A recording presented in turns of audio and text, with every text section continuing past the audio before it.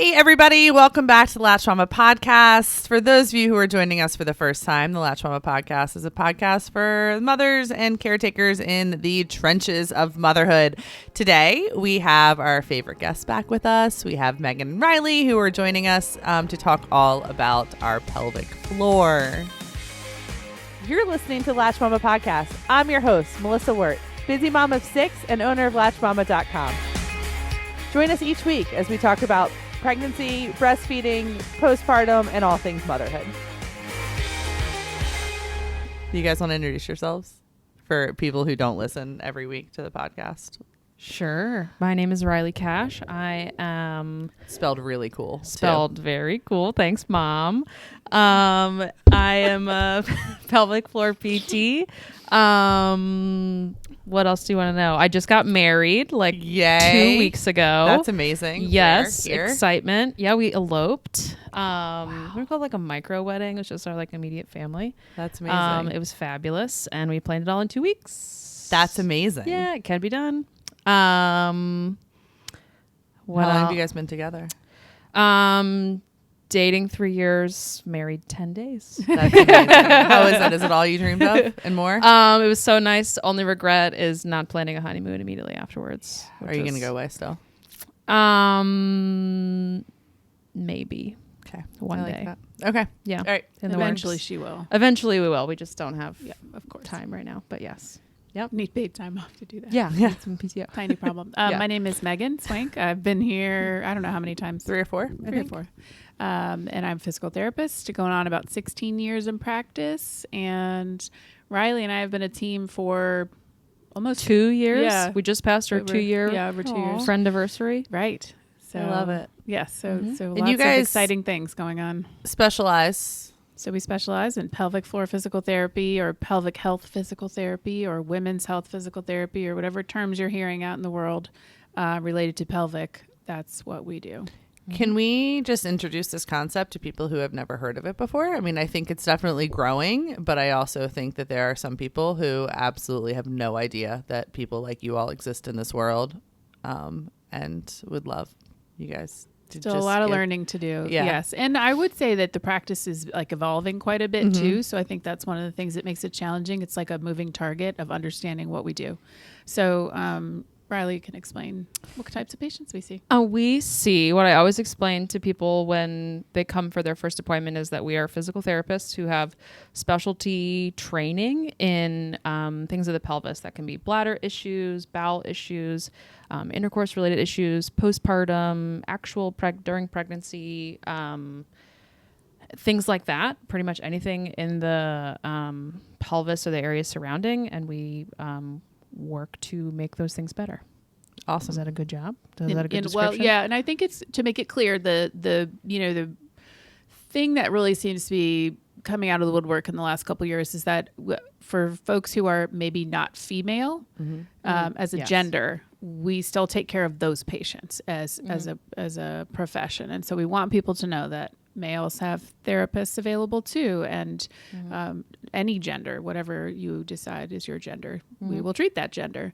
Yeah. So transgender is appropriate for pelvic health. Not all pelvic health therapists have training to treat male pelvic floor therapy or transgender. So or you just have to pediatrics. find, correct. Pediatrics is part of it too. But I think just encompassing all genders is the big push in the last several years. And that is the reason that they changed the name.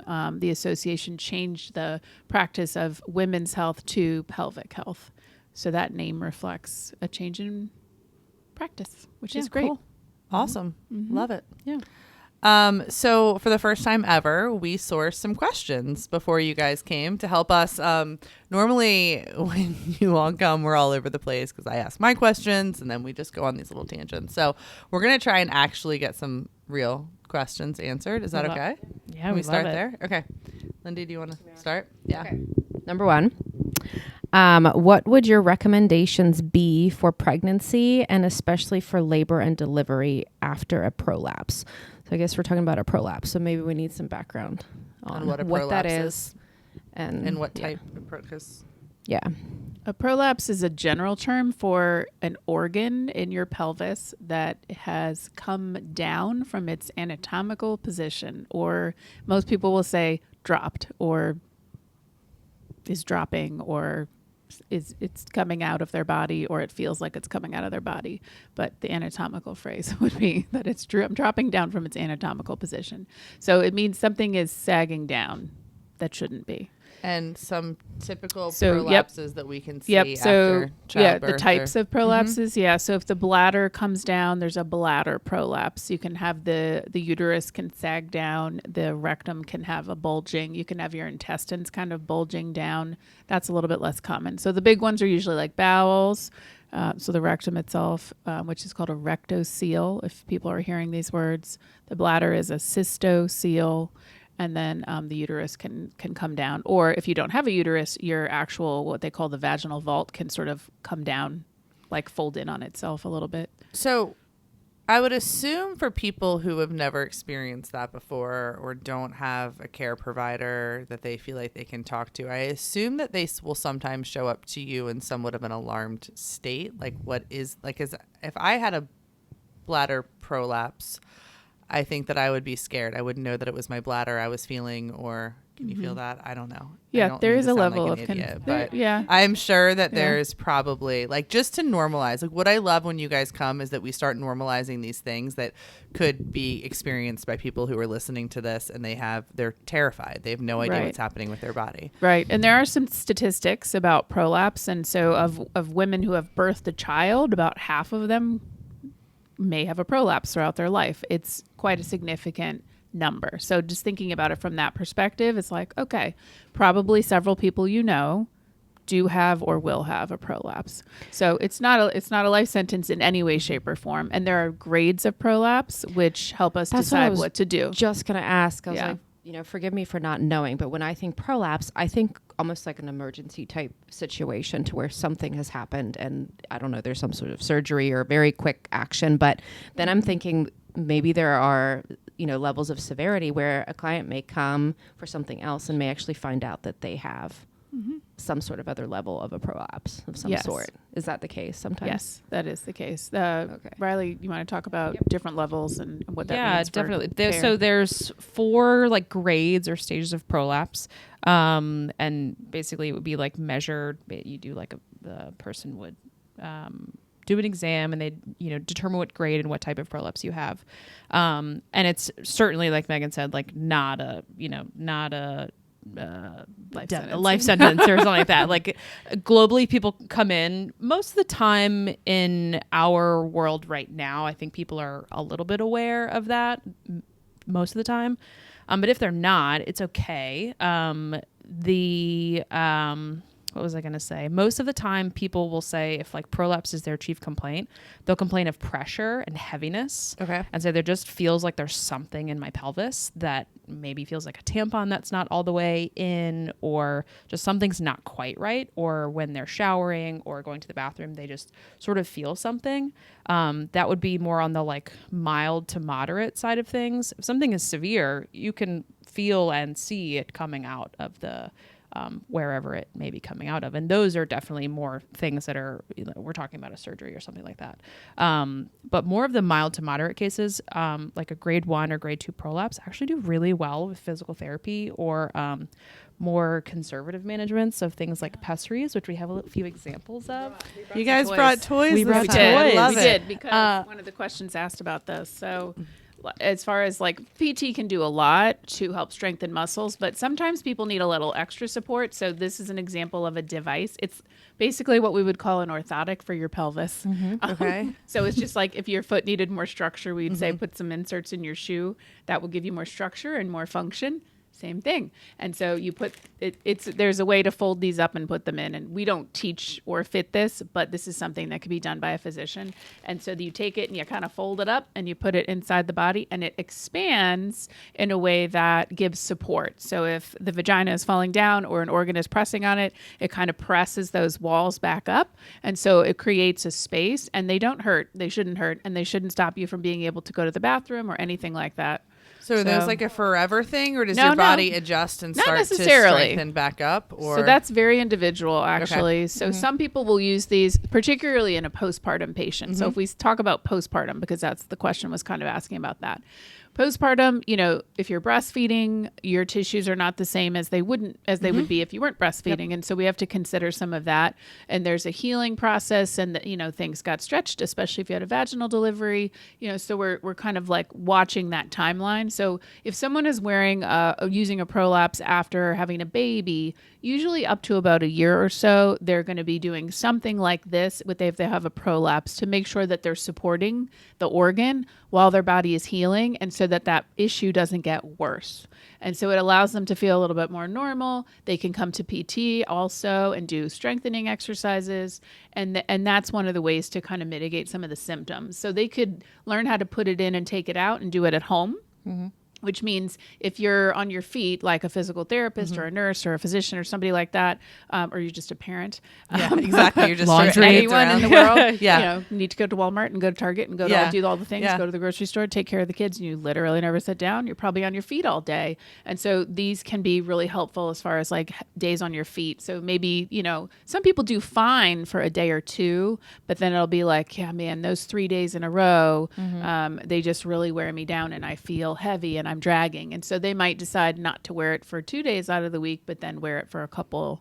So you can piecemeal this together with lots of other. Yeah. both the same thing. These are different. Like they're Okay. different shapes. This one has this little grippy horn, so it goes up this way, and Got then it. you can grab it and twist it and pull Okay. it out. Okay. This one you have to fold it. Seems like a diaphragm. that Kind goes of, up yeah, there it then does. And It they does. come in like various sizes. Like I think this one here This is is a little pretty- bit a more like medium to large size. They do Yeah. get quite a bit larger depending upon the amount of there's support that a person needs. Lots of shapes. Yeah. This is a 2-inch. This one says 3 3/4. It's fascinating. Yeah. So I there's- equate them to, sometimes people say, am I supposed to take that thing in or out? Like, or do I leave it in? Yeah. Some people will leave it in for a long time. They'll come back to because they can't reach or there's a mobility issue. So they'll leave it in for 3 months at 3 a time. months at a time. They come back to the doctor's office, they take it out, they clean it, make sure your skin's okay, and they pop it right back in. Sometimes people take it in situationally. I tell people it's almost like dentures. Like you put it in at the beginning of the day, and then at the end of the day, you take it out, go about your day. I think sometimes a really, really fabulous tool. That's Yeah. really neat. Yeah. Also, they should not be in when you have intercourse. So you have to be able to take it out take if it you're out. sexually active and want to be able to take it out and put it in. So I was reading that question again, and I also thought from a perspective of saying recommendations for pregnancy and especially labor after a prolapse. So like, is this possibly maybe a second pregnancy, and maybe Sure. would that potentially be part of support Pregnancy. through pregnancy, Yes. And then after experiencing Yes. potential prolapse from a first child or Yes. second child? So the answer to Okay. that is Yeah. yes. I just said They that could 3 use times. that. Yeah. So is- yeah. if you have had a prolapse with a previous pregnancy and then you go to deliver a second time, I assume that we're going to be discussing with our care provider that, hey, I had a prolapse last pregnancy. Like, are there ways? I would assume that there are positions that you can deliver in that would be gentler. But then again, it's really just the pressure, right, of the baby. It's not. Is the prolapse happening? I guess it can most happen whenever. It's not really just when it's pushing. It's This is one of those those things situational things. that situations where if you want to be totally preventative of worsening, you would opt for a C-section, C-section, which okay. is not a normal recommendation. A prolapse is not usually a reason to have a C-section, but different providers do things different ways. And if a patient is insisting on that, and they really are concerned about worsening, or there's some other medical reason, obstetrical reason usually, then that might be appropriate, but certainly that wouldn't be our decision. Yeah. But most non-instrumented goals of having a vaginal delivery are using gravity to your benefit. Absolutely, And yeah. you're like, oh, I'm going to be in Yeah. a squat. I'm going to Yeah. hold on to this bar. I'm going to do these deep breaths. And while that's great for that reason, it may be putting some pressure on a prolapse. fascinating to Yeah, think it is a about. very tricky situation. Unfortunately. And then, sorry, did a little bit of research. Oh, wow. I love you guys. You all are amazing. On basically like what are some like risk factors like when giving birth or afterwards to say like, okay, this article is called Pregnancy, Labor, and Delivery as Risk Factors for Pelvic Organ Prolapse. So basically the couple of strongest links between pelvic organ prolapse and delivery are a vaginal birth, particularly a first vaginal delivery and a forceps vaginal delivery would be according to this study, which is from 2020.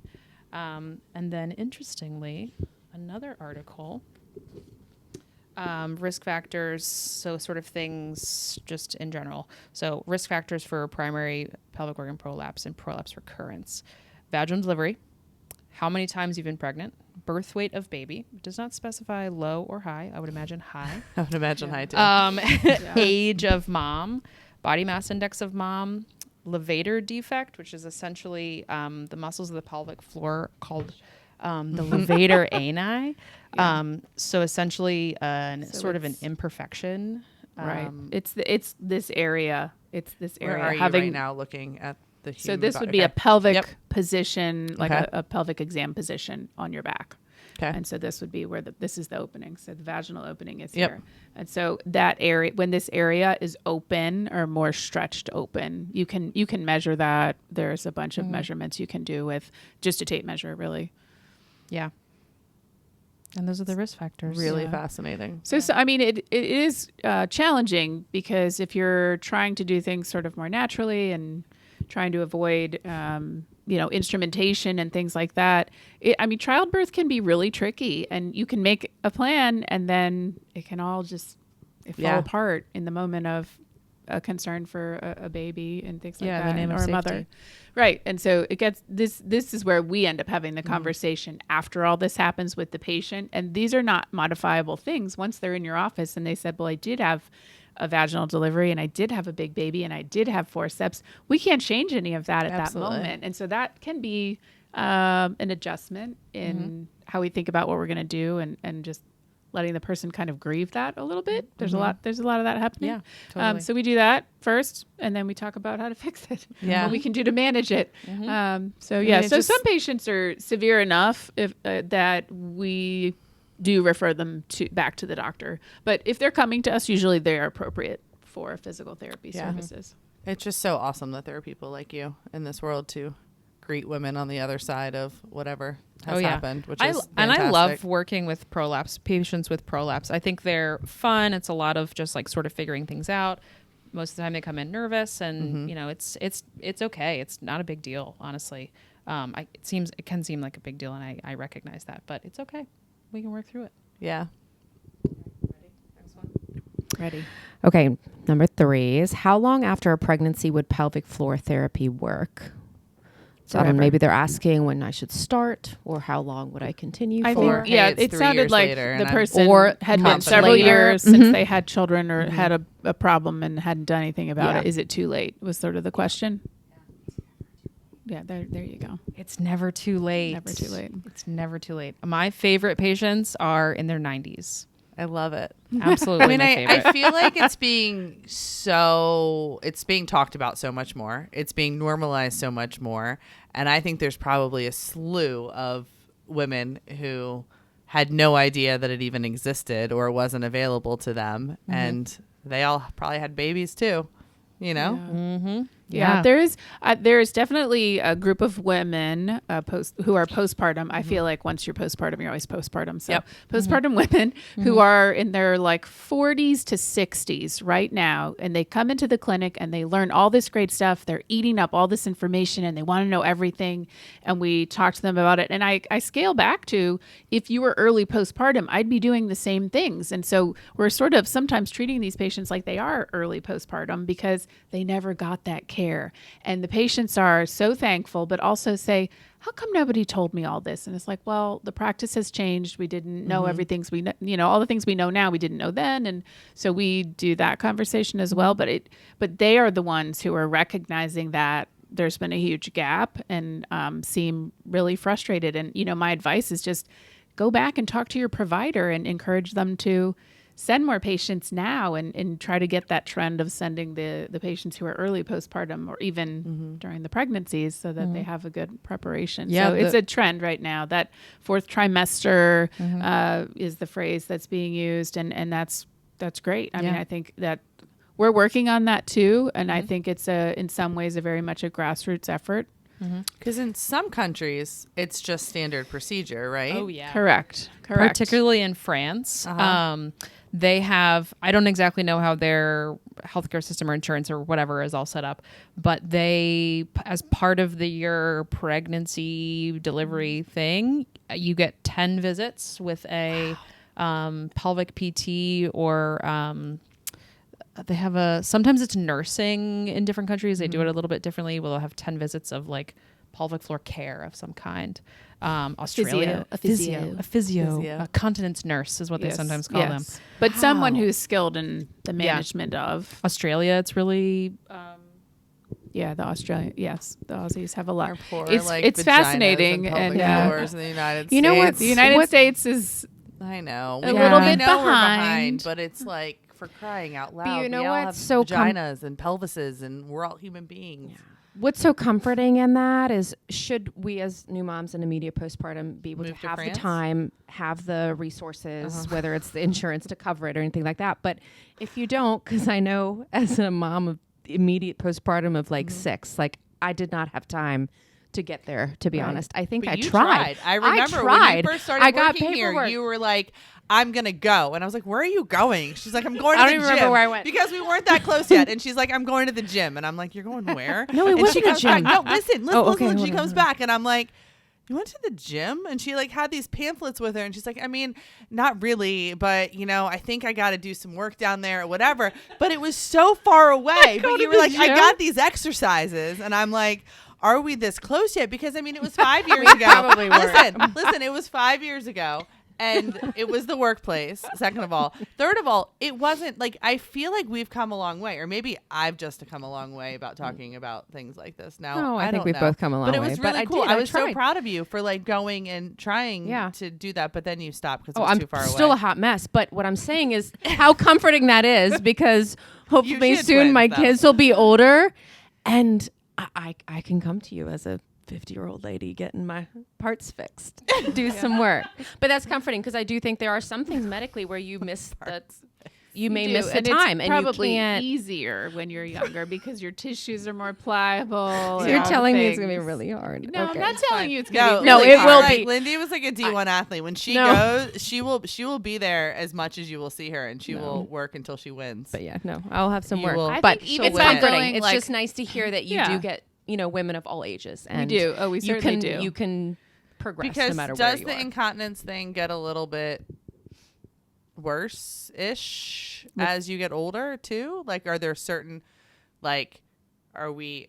You always look at me and I never say the right words, and then I feel terrible, and then the people are gonna make fun. I'm just trying to figure out what you're trying to ask. I guess what I'm saying is like, Does you it get don't worse? you don't fix like the postpartum stuff, and then you get older, and then there's also bladder stuff that gets in play. So what happens to people like Lindi if she comes in like 20 years is she might have more than one thing going on. Then she might say, well, I had a little bit of leakage and I had some stress incontinence. Maybe I have a little prolapse. I'm not really sure, but I also have this other thing. And so it might just be a list of things instead of like a thing. And because that is as we age, okay our too, muscles, though. That's okay. as we age, I think the biggest thing that really changes as we get into like the later 4th, 5th decade of life is that we go through menopause, and then the hormones really change.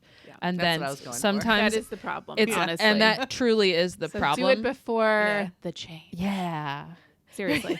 It does. It makes a big impact. a lot of yes, if you're not set up before that for success, it is it's a bigger transition. There's other things that can happen that are like new fun things. So before menopause, a lot of times preferable. women in their like early 60s or something will say, why is this happening now? Like, why now as opposed to 5 years ago or 2 years ago? And I feel like it's the time away from hormones, estrogen, and all of that happening is that estrogen has really tanked, and now it's 2 years without that 4 years, 10 years, whatever. And then you start to, things that were sort of there start to rear their ugly little heads a little bit more. Yes. And I think that that's really what the factor is. So moral of the story is get there before menopause, hopefully. If you can. Okay. Yeah. Cool. I like it. That's a really good tidbit. Yeah. It also, I think it's really helpful to consider when you go for just an evaluation, you should, as a patient, be able to say, here's the time I have that I can give to this thing. This is a big topic for me, and it's a brand new world. Start me with just some basic, what are things I can integrate into my life? Give me the educational components. How can I think about using my muscles appropriately for emptying my bladder? Because you're going to go pee every day, hopefully several times a day. So at least you're, getting an awareness of the muscles. Maybe you don't do anything else. And then you go back in a couple months and you're like, okay, I've got that. Give me another thing. And so you don't have to do everything all at once. I think that's a really helpful thing too, because when you're busy and you have lots of children or you have a busy lifestyle, it is really hard to find time. And I do think that physical therapy in general, not necessarily pelvic health PT, but PTs in general, I think we love to give exercises. But sometimes people have 45 minutes of exercise. I don't give anybody 45 minutes of exercise because they're not going to do it. It's not going to work.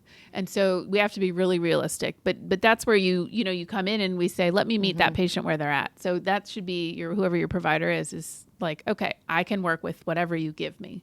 It's not just like, here's all the stuff. Bye-bye. You can do all that on your own. That doesn't really make sense. That makes sense. Plus your brain is like, some of the time present if you have a million things going on and kids and you're breastfeeding or you're pregnant or whatever, that's a lot on you.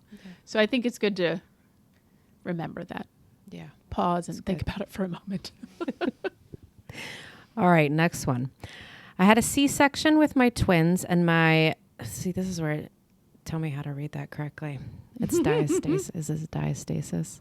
Oh, yeah. Yeah, I just never know how to say it.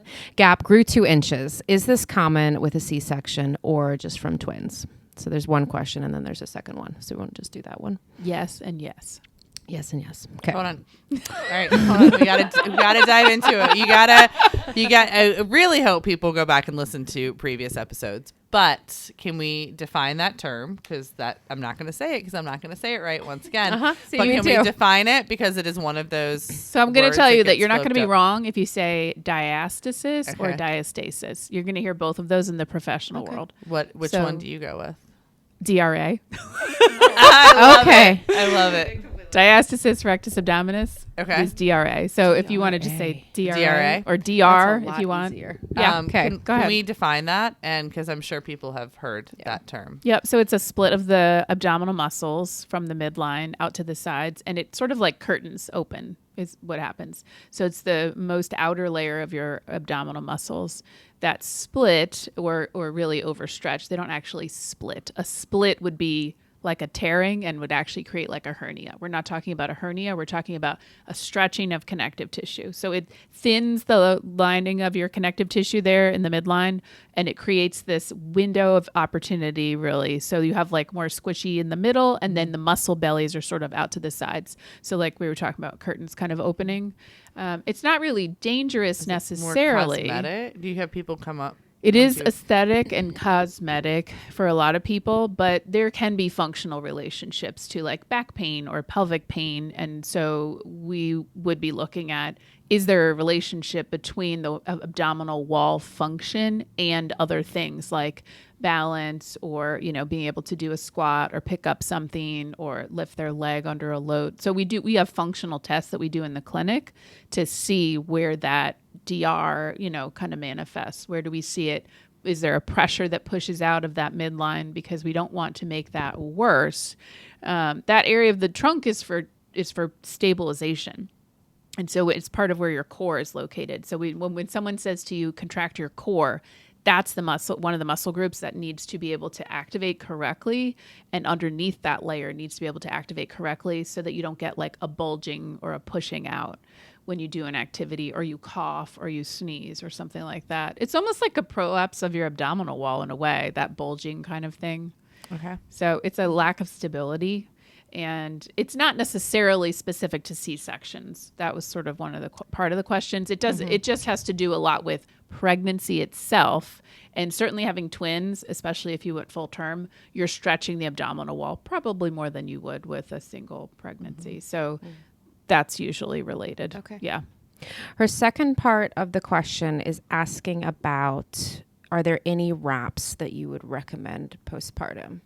So I don't think it's truly connected, but maybe it is. I think she's just looking for some extra support in those immediate Well, you months. you can wrap or use an elastic corseting type item to help close a diastasis early after pregnancy. If it's going to do some natural closing, it's going to usually be in the first 8 weeks. And then after that, not as much usually, which is one of the reasons people come and see us. But for pain, you can use a support. For diastasis, you can use a support. I don't have any special brands. Do you have any that you recommend? I don't. Like sometimes they'll give you, I've never given birth, so I don't actually know, but I hear patients tell me that they gave me this corset thing afterwards, so I don't know what I'm supposed to do with it. What do I do with this? It's an abdominal binder. The from my binders that understanding. have success so well. Yeah, in the they're like, United States. here's a treat. and Yeah, a the snack. binders that have the Velcro, I like those better than like a hook type Yep. situation. And what you want to do if you're going to buy one or look for one is you want to get one that, I mean, assuming that you're thinking you're going to get a little bit smaller over time. Most people from the time they give birth are going to shrink a little bit. And so you want to get one that has the ability for you to size down. So you get it a little bit bigger than at the start, and that it has the ability to like wrap it around a little bit more. And you want one that, basically goes, it's not so tall that when you sit, it like rolls out down and things like that. But just a regular elasticy, you can find these online. They're on Amazon. Yeah, they're on Amazon. There's some Yeah. other postpartum, companies online. I wore them at the end of my pregnancy for my last two, because I think what was happening was I was having contractions and they were going out instead of down because all of the muscles were different. How did So that it was feel? just, it was fine. It was just a lot of prodromal labor that could have actually been probably making more of a difference because all of the muscles were, because it was baby number 5 and 6. But they worked really well at the end of pregnancy. And then while I was in labor, my midwife had me wear them. So it really does offer the support that was really helpful for me. Yeah, Just sometimes you just anecdotally. need a little So, external support, and that's okay. Yeah. So Some people do wear them during pregnancy too for Mm-hmm. prevention of diastasis. But yeah. I don't Talk know to that care the provider. research really shows Yeah. that prevents it. So, Yeah. but it can be comfortable. Last one says, my OB said finding a pelvic floor therapist that accepts insurance would be challenging. Any thoughts on this? It's just really hard that the question wasn't like, I'm having a hard time finding a pelvic floor therapist that accepts That's my okay. insurance. I think it's just- a valid question because there's a lot of providers who are creating like cash-based practices and sort of niche practices, and that's great, but not everyone can afford to do that. Certainly. I think there are, there not only is like the pelvis and the pelvic floor like big in the world of people who are non-PTs, it's also very big in the world of people who are PTs. So there's a lot of interest in students and trying to have more pelvic therapists. So where was I going with that? I think the insurance coverage of physical therapy is the same regardless of what type of physical therapy it is. So that is not a barrier because it's the same everything. We just happen to specialize in the Physical pelvis. therapy evaluation is physical therapy evaluation. Regardless if So- it's for your knee or your Right. pelvis. It Correct. doesn't matter. Where you find a pelvic PT is, I think, sometimes a challenge. Most hospital systems have at least one pelvic PT. I would imagine definitely in our area, and for sure in big cities and stuff like that. I think when you get more rural, it gets a little bit more challenging. Definitely. But there are definitely, like, if you on the professional organization for physical therapy is the American Physical Therapy Association, or the APTA. If you Google APTA PT locator, or is it APTA? I think you'd want to go to the Academy Women's of Health. Pelvic Health Yeah. site, and there is a PT locator on there. And when you go to the site and you pop it in. People have to put themselves as a listing, but at least you could find a listing of people in your zip code or in your close in your by-ish. region. Yeah, there's also another one called Pelvic Rehab, which yeah. is a website of practitioners, and you have to self-list. So we have to go on there and make sure that we're visible to people, but it does ask you some questions you can put in there as a provider. Do you accept insurances? And so there's some information in there. Those would be two of my suggestions. I mean, short of just calling every physical therapy place in town and asking for recommendations, that probably is a little bit easier. But What would you recommend? I've been digging a little bit just randomly on one of my random what I Google when I'm bored. I've been just really interested in rural health lately because I had no idea that there's no postpartum care. You go 300 miles down the road and nobody can find anyways. But it's just rural health in general is just crazy to me. So I'm starting to think that there's probably not pelvic PTs, if there's no OB care and stuff. Anyways, what do you recommend for people who can't find somebody like you all? Are there exercises? I know you can't say, hey, go on YouTube, but just keep calling, keep looking, what? for someone in a rural area that might need physical therapy? Yeah, or just because we get it in the group a lot. We get hey, I can't find somebody in my area, or they're all full, or, what do you guys recommend? Or the mom that's stuck at home who has PPD but is scared because she thinks she might have a prolapse. How do we get to the point where, this is two problems. One of which is, how do you expand the practice, and how does the nation realize that, we need to support our moms? And then also, how do we get women feeling confident enough to go out and, well, it would be the world? One of my thoughts about that is not an immediate plan, but it would be nice to see some folks who work in home health care develop an interest in postpartum management, because a lot of people have real struggles getting out immediately and could get someone to come to them. But again, that probably goes back to an insurance situation. Yeah. So there might be trouble with that. We need, healthcare facilities to have more remote. So if our facility said, oh, there are people in, rural areas that need care, and we're going to do a remote day or something like that, a travel day, where we would go to people instead of people having to come to us, or we set up a satellite somewhere a couple hours away and see patients. Amazing. That kind of thing would be amazing. We don't have that right now. I know.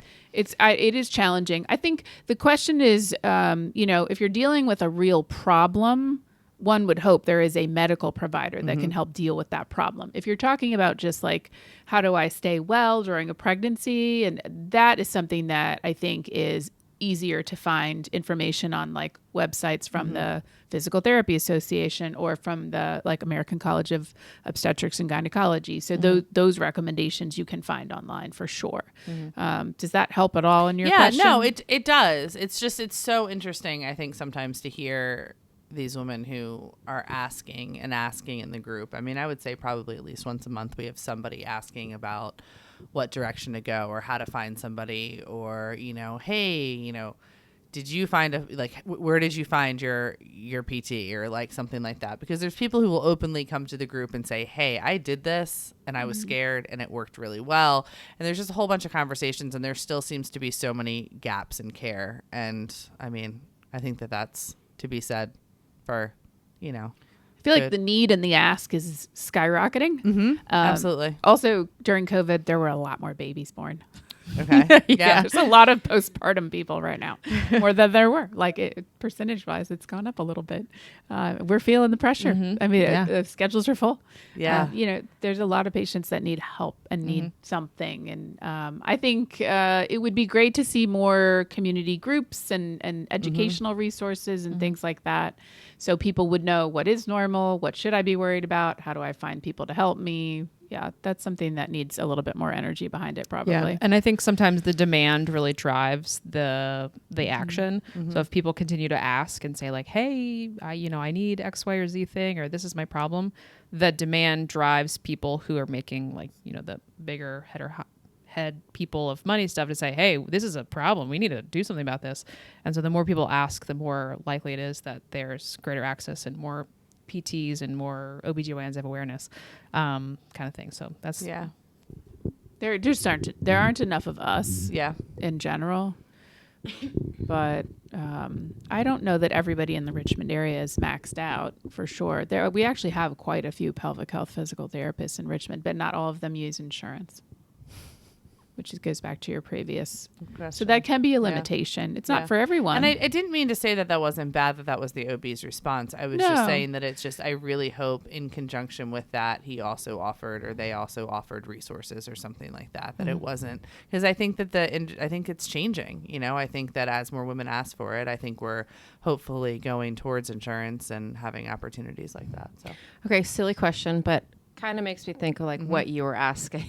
So my weird I don't know what example, I was asking, but like with my husband, I remember he like came back from some appointment and the doctor's like telling him like, stop sitting on the toilet for so long, just like stuff like that. So like pelvic. So my question is, immediate postpartum women, hold on, immediate postpartum women, are there things that we do subconsciously that are not helping? Like, are there little changes that we could be making to just heal better in that kind of area? You know, I don't know. So maybe a silly question, but like a simple walk, or is it like, no, focus on rest, or is it posture? Is it just trying to be more aware of those muscles? Are there some little things that we could do, or some things, hey, if we could really stop doing this, like this would help kind of healing, or so? I don't know. It's hard to give you a blanket statement on that. Big question, many answers. Right, because you could divide that into like bladder stuff. Let's talk about bladder stuff and bowel stuff. Yeah, you said earlier about emptying your bladder. We need to make sure we're emptying our bladder when we go to the bathroom. Is that correct? Is that what you're saying? When you mentioned that before? Yes. So when you empty your bladder is not like totally like bone dry in there. There's a constant drip that's coming from the kidneys and ureters. And so if you were to like take a bladder scan and say like, oh, my bladder has something in it, it's not empty. Not really. There's an expectation that some will be left in the bladder, just for the record. You shouldn't necessarily perceive that. So what she's saying is you shouldn't sit and push to get out every last drop. Exactly. Some people should sit and allow what wants to come out. But this is where individualized care is important, because there are people who think they're empty and then they go to get scanned, or they find out, gosh, I really have like half a bladder still full, and they don't even necessarily know that. And so it can be really tricky to not know that. So if you feel like your bladder has changed, like prenatal to postpartum, and you go, gosh, I used to pee a lot more. I still drink a lot, but it's like I'm not having as much pee come out. Then you should start to question, like, am I emptying really well? Or my urine stream is really weird. Yeah. It's really starting, interrupted. stopping, or shooting off to the side. I love that. Yep. Shooting off to the side. It hits me in the left leg every time. If you think about it, like, I mean, I could tell you, like, towards the end of pregnancy, my urine stream would always change. And I mean, it's probably because of the pressure. And stuff like right. that. Pressure but and it's muscle interesting tension. if it doesn't go back to your normal or whatever it I was. think one thing that I'm always telling and coaching people to try not to do is to squat to pee, because it just doesn't, you just can't in order to empty your bladder, your muscles like hovering, like you're hovering to hovering pee over the toilet, like hovering over the toilet, like obviously from the like woods. how we do like a porta potty or a public place. Correct. Or Sure. whatever. It's really hard to That's empty. what the bar is for. You hold the bar and you hang. Now I'm a squatter. Do whatever you got to do to be comfortable to sit down on that commode, because it's just really hard to do. So you have to do a lot of pushing to empty your bladder that way, and that puts a ton of pressure downwards, and it's just not helpful globally to the process. So I feel like I'm always telling people, that's a great tip. The hovering thing, so in the clinic, if somebody is like, no, I'm not going to sit. I'm just not going to sit. Doesn't matter what I say to that patient. They're like, they're about to leave, and they're like, I'm not going to sit. So that does happen for sure. And so this is where you go, let me meet that person where they're at. And so I'll do something like an EMG, which is using like electrodes on their muscles, and having it connect to a computer or an ultrasound, and put it on their stomach and have them go into a squat. And I'll say, show me relaxing your pelvic floor. And so you can actually see the muscles moving. I'll say, squeeze your muscles. All right. see a squeeze and then relax your muscles. I want to be able to see that they have control of that function, because if they can show me that, then I say, okay, maybe you can do that. You can also kind of prop your body up a little bit better than being in like an exercise squat. You know, you don't have to be in like a squat. You need to prop yourself up, but there are ways to help relax the muscles. And so if we can do that, we can maybe satisfy everybody. The physical therapist might be happy. The patient will be happy, and you don't have to sit on a yucky toilet. Should we all have a squatty potty at home? I love a squatty potty. I mean, we love a squatty potty too, but there are a couple patients who shouldn't. Who shouldn't have a squatty? See, Or don't it's all need. just very Individual. individualized care. But For you, the most you part, like a squatty I potty. would say 85% yes. yeah. Okay. Yeah. Most of the time. That's what I yes. bought everyone in my family for Christmas. That's hilarious. Years ago. It's really funny. We're a Japanese toilet seat family, not a squatty potty, but we are. Oh, what does that mean? It's just the heated. It doesn't have anything to do with you guys. It's just the heated seats, butt cleaners, bidet thing. Okay, It America is really needs to get on the bidet Amazing. thing. Yes, we really that's what do. It is. It's just basically like You know, one Toto time bidets. I was at a restaurant and I wasn't expecting to have a warm toilet Oh, seat. so great. I was surprised. It wasn't good. Well, at a restaurant, that's Well, kind of gross because you're like, why is it warm? Why is But- it warm? But it's really Right. weird. But it's really At bad to home. raise 6 kids with bidets because then they go in Oh. public places and they're like, I'm like, yeah, you have to learn how to wipe your butt, dude. Like, because know. they're also homeschooled, so it's like they don't poop other places very often, and then they're like looking for like the remote control, and I'm like, no, America your really needs to father give just really is into hygiene in the behind area. That is love why it. we have these. I love it. Anyways, that has nothing to do with Another public thing that floor, people but- sometimes do, if we're talking about bladder, I'm just thinking about things that I am often coaching people sort of out of, is to, you know, the like old saying is like, okay, everybody go to the bathroom right now, and you're going to go to the bathroom whether you have to or not. Just go and try. It's called just in case peeing or preventative peeing. We try and coax people out of doing that, because what that happens is that your bladder starts to be reactive to smaller and smaller amounts of volume. Like, so if your bladder, you typically have like strong urgency at, 400 milliliters or whatever.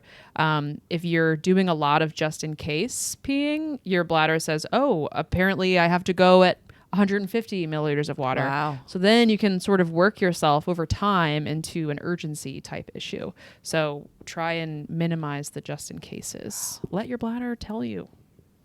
That's interesting. That's a good one. Anything else? Like literally just did that the other day. Well, I mean, there's When we were exceptions. driving, I'm like, I'm not and stopping in you another know, hour. Like when you have a bunch of kids. There's exceptions to the rule for sure. Yeah. So like long car trips or getting on an airplane or something like that. But for the most part, there are bathrooms all over the place. Yeah. And so going at the house before you go to Target 10 minutes away does not need to happen. Then you have to make sure you know how to It makes hover sense. appropriately. I just didn't know you I was could gonna say. condition a It's- bladder.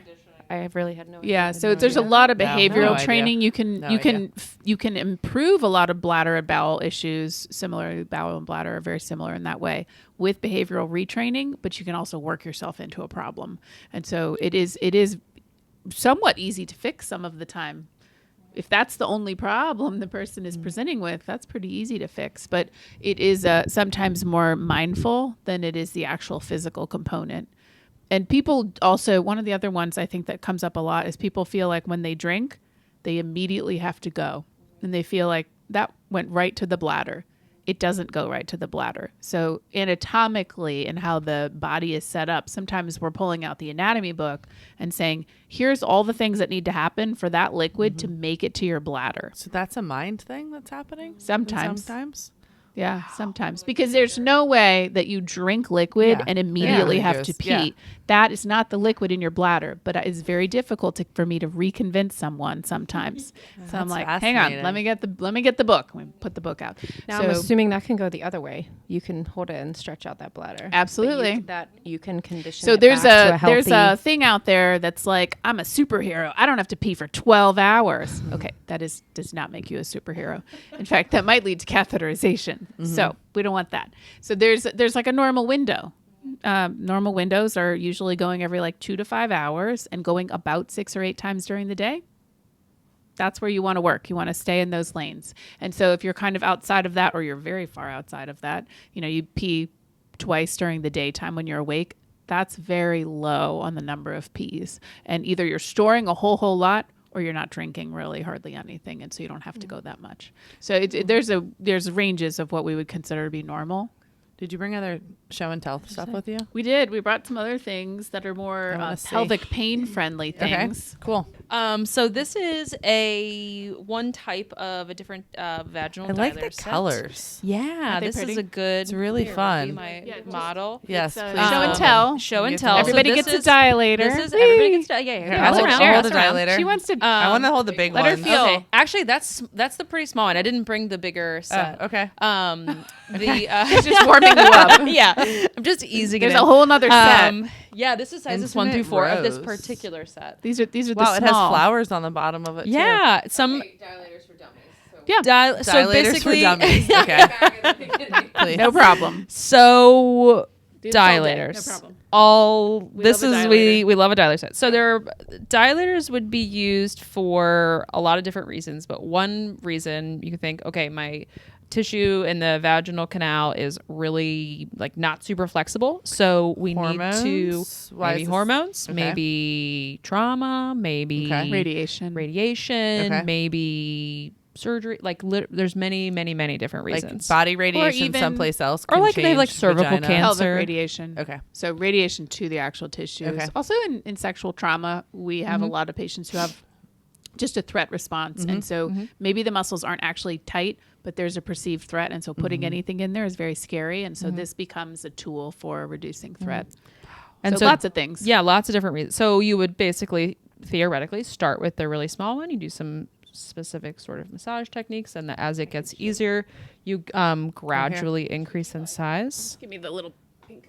Little pink. For guy. example, you would take the dilator, and you can show patients in the clinic on a model, or you can teach them on their own body, of course. And so you would use the dilator, and you could like push, or you can sweep around, and then you would advance that size, whatever size you're on. So this one actually fits in the model, but it's bumping into the bladder. And then does it stay in there yeah. sometimes for a little while? Stays and like that. then- Yep. So you would keep it in as long as you feel usually a stretch, or if you're feeling something. And so progressively you would It'll go start up to in probably size. slide out or something. If as it's you- tight, if it's too tight for the size, your body will usually the body Yeah. will push it out. So there is sometimes the need to put a little bit of pressure. These have just a flat bottom, so Yeah. in theory you could actually put it in and like sit or something like that if you wanted to. Most people don't do that, but you could. There's a variety of these dilators that are progressive sizes. Some of them have like a handle that twists on. There's all kinds of different.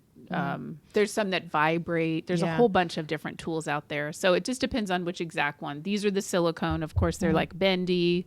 They're medical grade silicone, and they're sometimes pretty. a little bit too flexible, actually. Yeah. So if you're trying to stretch, sometimes it like as you push, it bends, and so you don't always want that. But Yeah, you need a little bit But of we rigidity work with the sometimes. patient to help them get the right tool. But yeah, this is a stretching tool, and you very very home exercise friendly.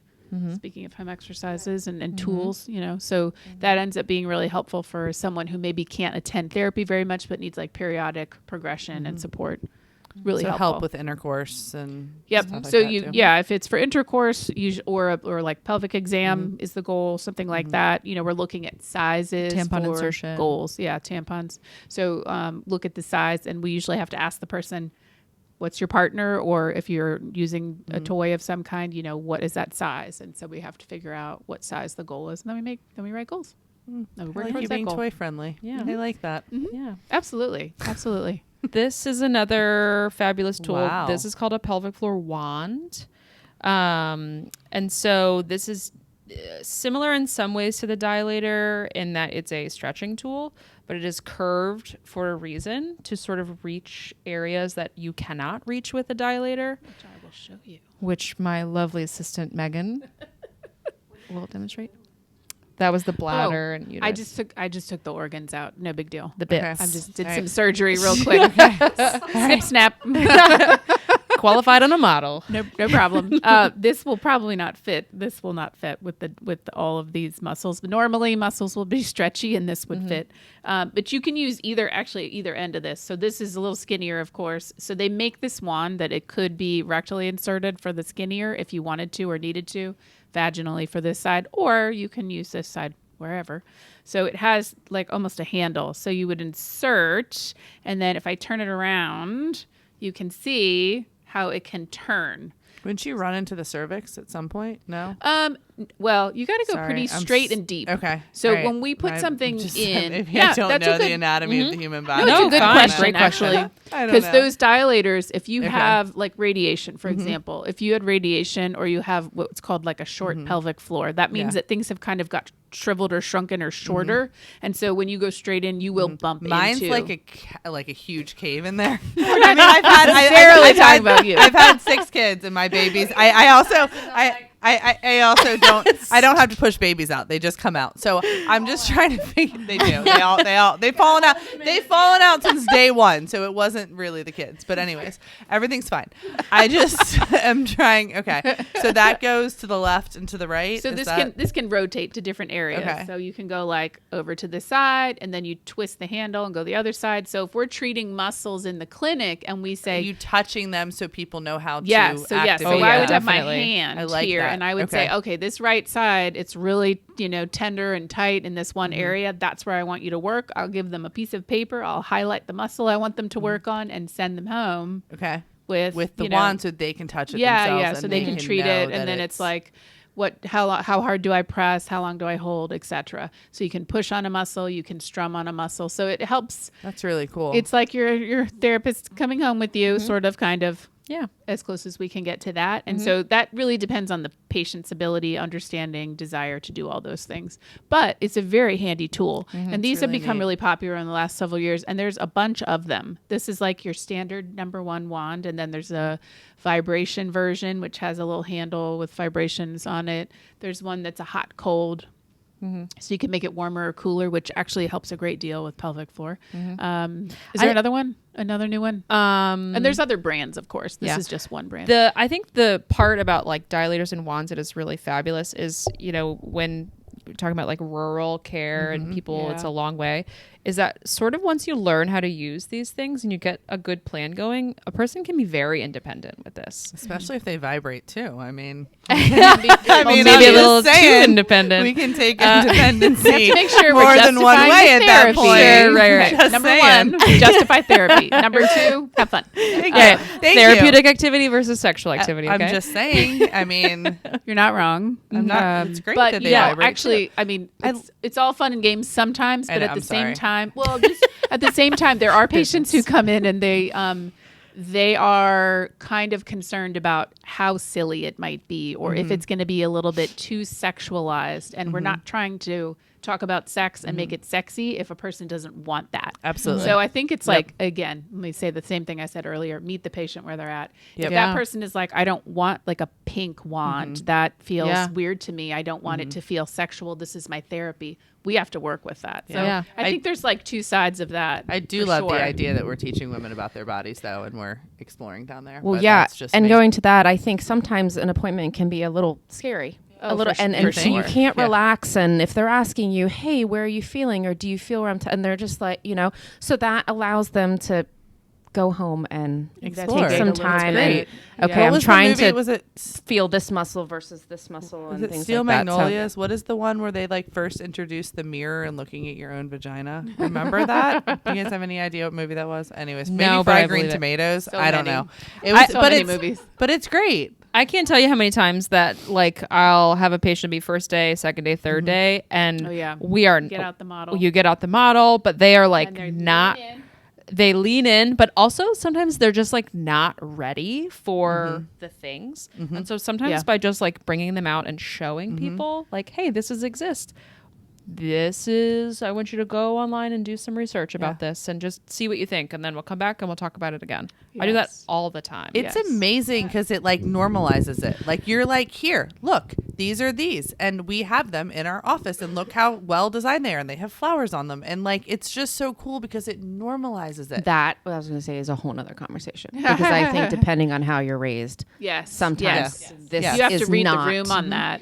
So that's Yeah. a whole nother Well, I mean, let's just conversation, talk but about- it should be normalized because Yeah. they're just tools. They're Well, tools to Absolutely. improve we your think health. that, and Yeah. we agree, but not everybody does. I think even the dilators, like this large, this sometimes you don't take this out and show this to everyone.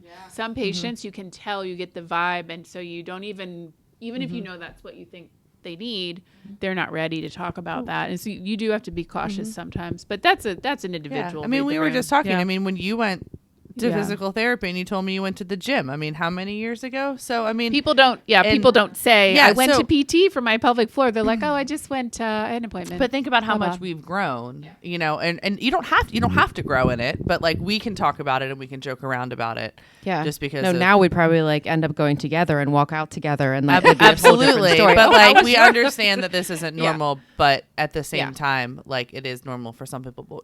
It's just bringing attention to it that, you know, It's That's there's great. a wide range of who walks in the door and what they already know when Mm-hmm. they come in. Some people have no idea that this existed as a profession, and other people are like, I'm here, and they'll be disappointed if you don't do a pelvic exam the first day, because that's why they're there. They want to know what's going on. Figure it out. It's You know, awesome. so we really do have quite a variety. Yeah. So I think- it's refreshing either way. It's kind of keeps you on your awesome. toes. You know, Mhm. Yeah. every I think day is I- a little different. I always end these podcasts with just like thanking you guys for doing what you're doing Yeah. and showing up. I know you hold on to probably a lot of birth stories and postpartum care and all of that stuff that isn't always about muscles, but just, you know, meeting women where they're at and Yes. loving and caring. So Yes. thank you for It's a doing pleasure what you to do. treat the patients and care for them, and that they trust us enough Mhm. to Yep. come and work It's with amazing. us. Totally. It's Yeah. a privilege You to guys be are- part of people's absolutely. lives in any way.